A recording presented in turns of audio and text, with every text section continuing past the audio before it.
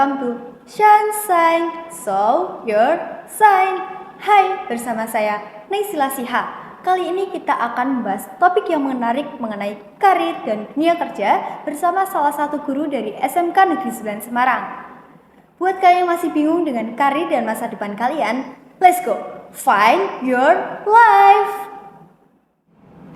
Nah, kali ini saya sudah bersama dengan salah satu guru manajemen perkantoran yang ada di SMK Negeri 9 Semarang, yaitu Bapak Hilmar Rusnandi. Selamat pagi Bapak Hilmar. Ya, selamat pagi Mbak Nasa. Apa kabar Pak Hilmar? Sehat, Alhamdulillah. Pak. Saya senang banget loh Pak Hilmar ini sudah menyempatkan waktunya untuk datang di podcast kali ini sebagai narasumber kita. Pak Hilmar ini tuh orangnya sibuk banget guys. Jadi ini salah satu kehormatan bagi saya Pak Hilmar bisa datang ke sini. Kalau akhir-akhir ini kegiatan Pak Hilmar apa aja nih Pak, kesibukannya Pak Hilmar? Kesibukannya, ya untuk kesibukannya seperti biasa ya, mengajar ya, terus di luar mengajar ada proyek-proyek untuk pembenaran masang internet, terus perbaikan listrik juga gitu. Listrik juga bisa ya Pak? Bisa. Pak Hilmar ini serba bisa banget karena selain mengajar, kesibukannya itu juga bisa kayak teknisi itu IT juga pinter banget ya Pak. Oh iya, di sini membantu teknisi juga di sini. Di sekolah juga membantu server, di ruang server biasanya gitu ya Pak. Iya. Nah itu juga nih teman-teman. Terus kalau hobi Pak Hilmar sendiri biasanya ada menyempatkan waktu untuk hobinya atau enggak Pak? Kalau hobi Pak Hilmar sendiri sebetulnya ya perbaikan perbaikan komputer gitu-gitu ya. Itu salah satu hobi. Jadi dengan melakukan kegiatan perbaikan apa aja sih, perbaikan komputer yang berhubungan dengan perbaikan ya listrik gitu tuh pikiran jadi tenang gitu. Jadi tenang. Jadi enggak ini ya. Seperti mungkin kalau Mbak Naysila ada orang yang senangnya jalan-jalan terus ngelihat pemandangan gunung. Pak Hilmar tuh enggak, tapi malah perbaikan tuh malah jadi nyaman, tenang seperti itu. Mungkin sendiri-sendiri untuk tipe orang tuh sendiri-sendiri gitu ya. Ada yang hobinya juga beraneka macam. Beraneka ragam. Saya dengar Pak Hilmar juga menyempatkan waktunya untuk olahraga, Pak. Iya, kalau olahraga itu sebetulnya kewajiban kita ya di zaman sekarang ini, khususnya untuk anak-anak muda sekarang, generasi Z ya, Gen Z, terus generasi kamu gitu. Ini kan soalnya semua sudah serba otomatis, pesan makanan pakai Gojek, pakai Grab gitu ya. Terus kemana-mana mudah ya kan, apa aja ada di gadget, beli-beli juga kita tinggal pencet terus datang barangnya gitu ya. Kalau olahraganya itu emang harus soalnya untuk memanipulasi otot kita biar bergerak gitu ya. Jadi emang itu wajib kalau makanya sekarang banyak sekali tempat gym, tempat fitness itu untuk mengubah pola hidup kita. Yang dulu kalau zaman dulu kan kita mau makanan harus berburu, terus mau buat apa harus nebang kayu dan sebagainya. Itu kan juga udah olahraga berat. Tapi kalau zaman sekarang karena semua serba ada, ya kita manipulasi dengan olahraga, dengan fitness, ke gym atau apapun yang ada, yang penting bergerak gitu. Jangan sampai nggak bergerak karena kita lebih banyak otomatis gitu ya sekarang. Karena sekarang kan serba instan gitu ya benar. Jadi kita memang harus menyempatkan waktu untuk olahraga agar tubuh kita itu sehat gitu ya Pak. Kalau dari Pak Hilmar, gimana caranya membagi waktunya itu? Dari mengajar itu kan udah sibuk sendiri nih ya Pak. Ada waktunya untuk membagi waktu antara mengajar, lalu hobinya Pak Hilmar dan berolahraga dalam sehari-hari. Sebetulnya kalau bagi waktu itu memang ada jadwal, cuma kita harus mood-moodan juga sih. Jadi kalau pas olahraga juga ada, kalau kewajibannya kan memang mengajar ya Mbak ya. Terus habis itu olahraga itu memang wajib, tapi kalau hobi itu nanti mood-moodan juga. Jadi kalau misalnya pas lagi enak gitu bisa karena senang ya kita sempatkan untuk melakukan hobi kita. Terus kalau olahraga juga sama, itu nanti kalau misalnya udah capek gitu ya kita enggak, tapi pas lagi semangatnya kita melaksanakan itu. Yang penting tuh ada hidup kan ada tujuannya gitu ya, ada target gitu. Kalau nggak ada target, nggak ada tujuannya, nanti kosong ya. Maksudnya tuh untuk apa gitu loh. Jadi kalau bisa misalnya memang tubuh kita emang untuk biar bisa sehat, peredaran darah lancar gitu ya, biar badannya juga nggak cepet capek gitu, penyakit juga hilang kalau dengan olahraga. Kita targetkan seminggu tuh harus ada olahraganya minimal misalnya 4 kali gitu. Nanti yang 2 harinya kosong boleh nanti kapan yang pas lagi capek atau tidak mood gitu ya. Jadi disesuaikan sendiri sama, yang penting ada target Mbak, seminggu ya, misalnya seminggu kita hitungannya seminggu gitu ya di target. Terus ada targetnya. Kalau mengajar itu pasti itu meningkatkan keahlian dalam mengajar juga.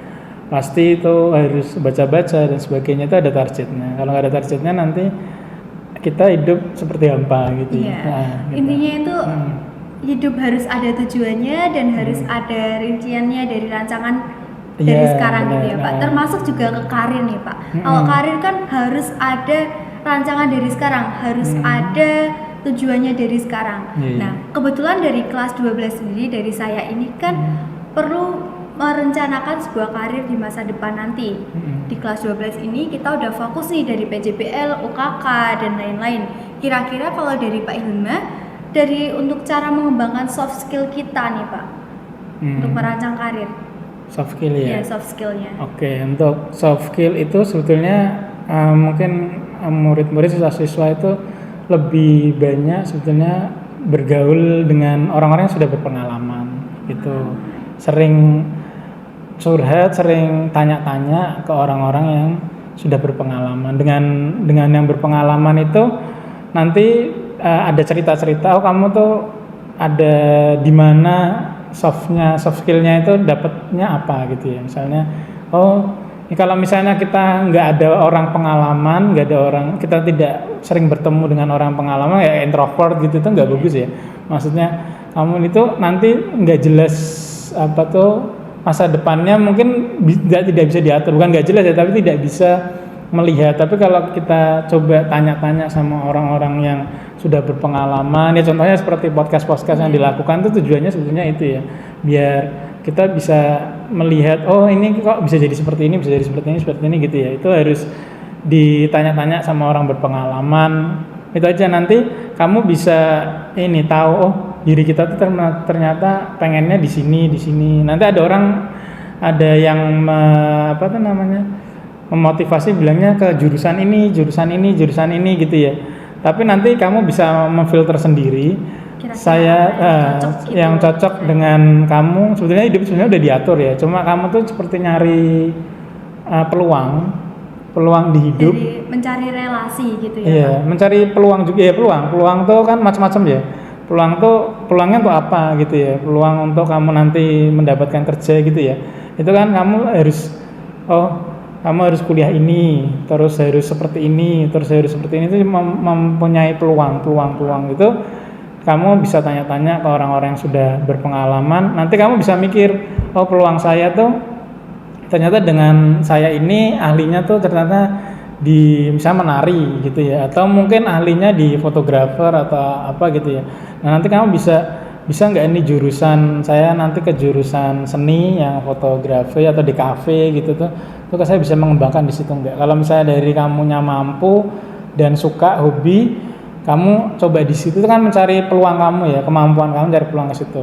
Nah, nanti lulusnya jadi apa? Nah, lulusnya bisa kamu udah karena hobi ya kan, suka, itu malah lebih bagus lagi karena kerja tidak tertekan dengan kamu harus ini, ternyata kan tidak hobinya. Tapi kalau dengan hobinya kamu bisa sambil senang sambil santai. Tapi jangan lupa itu cari peluang ya, cari peluang juga. Pinter-pinternya kamu cari peluang gitu ya. Walaupun memang Pak Hilman itu sukanya komputer ya, tapi di sini kan ngajarnya ekonomi. Itu peluangnya seperti itu. Peluangnya karena ada peluang gitu loh. Jadi kita komputernya jadinya kan memang kerjanya 2. Jadi mengajar iya, teknisi juga di luar iya kalau ada proyek kan, karena di rumah kan juga ada servisan gitu. Jadi kita nyari-nyari peluang apa sih yang mampu di diri kita. Mungkin aku mampunya sebetulnya komputer, tapi kok ternyata peluang ngajarnya dulu gitu tuh kurang dapet di sana. Jadi ternyata yang dapatnya peluang ekonomi. Jadi yang ngajarnya di situ nggak apa, kita masuk aja biar kita dapat kerja, nanti bisnisnya kita di peluang bisa kita yang bisa lain. Ada kembangan. Kita sudah suka nih, kalau kita sudah menyukai sesuatu hal itu kita ngerjainnya tuh juga lebih ikhlas, lebih enak lah, senang, nggak ada tertekan gitu ya Pak. Jadi buat teman-teman yang mungkin nanti mau mencari peluang, mencari passionnya kalian cari dulu nih guys, kira-kira yang kalian suka itu apa, lalu itu bisa dikembangkan. Kalian cari peluangnya dari mencari relasi, dari sebuah mungkin bisa ikut kayak organisasi atau ekstra, atau mungkin mengikuti kegiatan-kegiatan yang ada di sekolah gitu ya Pak. Sangat penting untuk mencari relasi gitu. Kalau kegiatan sekolah itu sangat penting sekali, soalnya kamu bisa banyak bersosialisasi, itu kan di situ banyak relasi, banyak peluang-peluang itu ya, banyak temen, banyak kerjaan. Tapi kalau misal kamu diem aja susah. Kan kita ada banyak grup ya, sekarang kan ada grup-grup WA. Itu kalau temennya sedikit, kita nggak dapat info apa-apa ini, ya kan, nggak dapat info. Kita harus cari channel-channel yang channel bener untuk nanti ke depannya kita seperti itu. Tapi nih ya Pak, di kelas 12 ini kita kan kadang merasa belum bisa keluar dari zona nyaman. Nah, untuk keluar dari zona nyaman tersebut, menurut Pak Hilma dengan cara apa nih Pak? Biar kita tuh mau terus berkembang untuk masa depan gitu, nggak hanya nge-stuck di situ-situ aja. Oke, untuk biar kalian keluar dari zona nyaman ya, sebetulnya tuh kalian harus berpikir ke depan ya. Itu nanti kalian itu hidup nanti harus bisa mandiri, ceritanya seperti itu ya. Jadi harus bisa mandiri. Kamu nanti kalau kamu di zona nyaman, nanti kalau misalnya contoh misalnya orang tuanya kamu harus misalnya menghilangkan rasa saya masih orang tua masih mendampingi saya, jangan seperti itu ya. Tapi kamu berpikir kalau kamu tuh nanti akan hidup sendiri gitu. Bagaimana cara kamu survival ya di dalam kehidupannya, seperti di hutan, kamu ditaruh di hutan seperti Tarzan misalnya gitu. Ya, contoh ya, kamu harus survival di situ. Jadi kalau di kota seperti ini survivalnya kamu harus bisa cari uang sendiri. Dari situ kamu akan merasa tertekan, merasa aku gimana nih kalau misalnya tidak dapat kerja, contohnya kita dapat makan ya. Ini dapat makan dari mana? Kalau misalnya dapat minum kopi gitu, kita dari mana kalau kita nggak punya uang, atau kita nggak punya lahan kopi misalnya gitu, dari mana gitu kan? Berpikir seperti itu. Jadi nanti akan merasa tertekan, kamu akan mencari cara untuk mencari cara bertahan hidup juga untuk bertahan hidup, untuk mencari kerja. Nggak kerja aja, kamu bisa berbisnis misalnya, atau mungkin bertani gitu ya, tani kopi, kamu bisa minum kopi setiap hari kan, kayak gitu ya. Itu cara kamu bagaimana untuk kamu merasa survival ya, merasa tertekan. Itu pentingnya juga itu sebenarnya. Nah, ini untuk rencana karir, apalagi kita SMK itu kan dituntut untuk bisa bekerja, melanjutkan maupun berwirausaha seperti tadi ya Pak yang sudah disampaikan oleh Pak Hilma. Terima kasih ya Pak Hilma atas waktunya, sudah menyempatkan hadir bersama kami di podcast kali ini. Semoga cerita-cerita atau sharing dari Pak Hilma ini bisa bermanfaat bagi teman-teman semua. Buat kalian yang masih bingung nantinya akan merencanakan karir seperti apa, bisa langsung menata karirnya dari sekarang. Segera dipikirkan, karena apapun yang kalian lakukan sekarang itu berdampak bagi masa depan kalian. Terima kasih ya Pak Hilma. Terima kasih. Terima kasih telah menonton episode perdana dari Sunshine, Shine Your Life and Find Your Life Right Now. Thank you. Bye-bye.